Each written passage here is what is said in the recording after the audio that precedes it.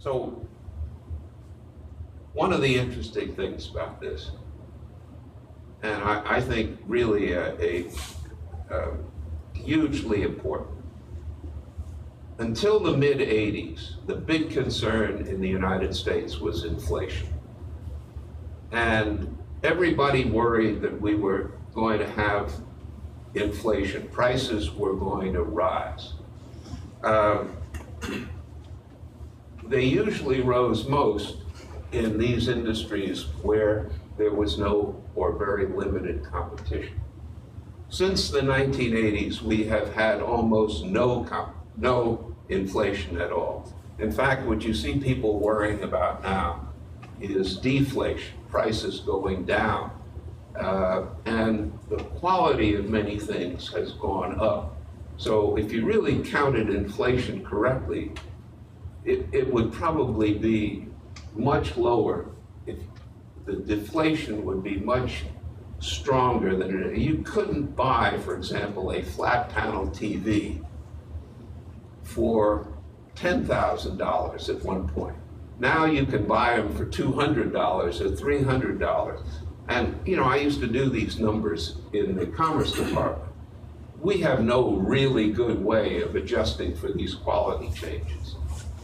We try to make adjustments. It's not that we don't try, but there's no really good way to match a washing machine from then and a washing machine now, or a flat panel display from then against a cathode ray TV, you know, from back when I was a kid, or black and white. So there's no way to measure these things very accurately.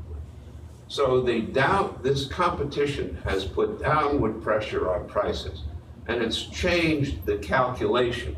You know, Jerry had an article about the Federal Reserve. I mean, I keep forgetting how long ago some of these things were, but Alan Greenspan was the head of the Federal Reserve for many, many years.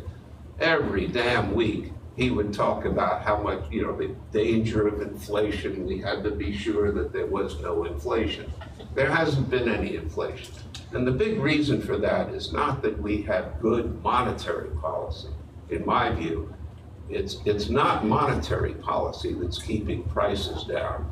It's the competition all through the economy that is keeping the prices of almost everything down. Food prices are low. You know, everything that you can produce with a machine is probably falling in price if you measured it correctly. So the downward pressure on prices and the change in the in the conversation about inflation is the result of this more intense competition. And when we were talking before, when I was talking with Jerry, he emphasized I was talking about complacency. We were complacent in this earlier economy. We thought you could just raise prices when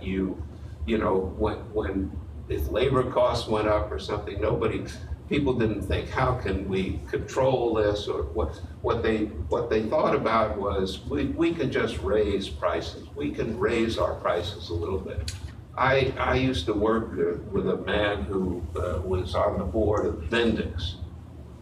Bendix is a parts supplier to the automobile industry.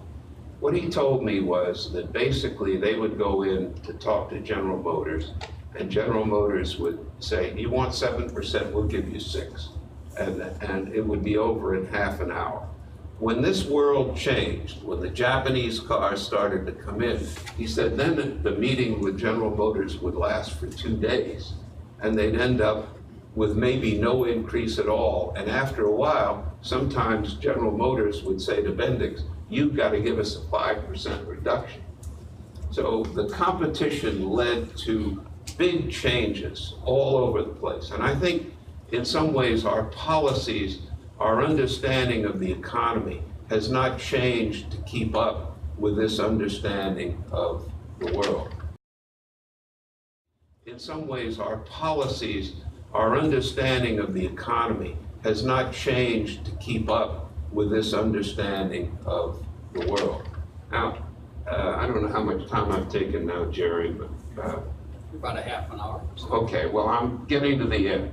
I just wanted to show you this. It's one of the things I really, my book was translated into Italian. Why? Because the Europeans still have the same problem that they had at the end of the Second World War. They have a lot of state-sponsored industries where it's very, very hard to get this kind of competition that we have in the United States. So you have steel mills in some places that still employ 60,000 people and are very backward. You have a state airline in Italy where they just can't fire people. Whenever you see the word reform in the newspaper, think competition. Reform is a word that's a little antiseptic. It doesn't scare anybody. But when you say we're going to have competition in this particular area, it scares people.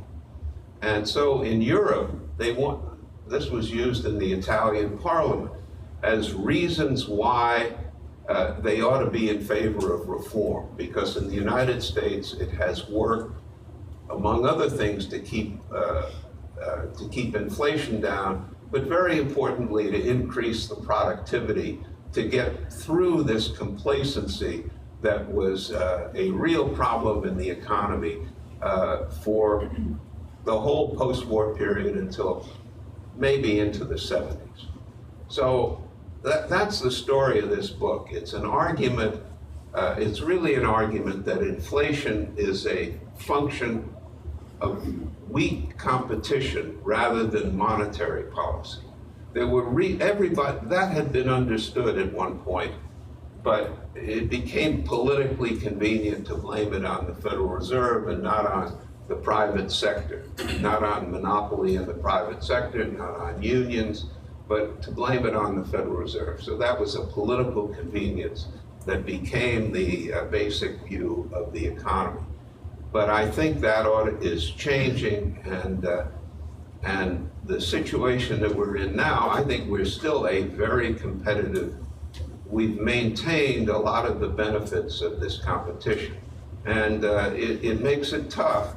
But I think over the long term, you get a lot of productivity out of this. You get a lot of improvement, and so the story is between the 70s and the 90s, there were a lot of changes that made the economy work better, and I think in many ways we're still in that cycle.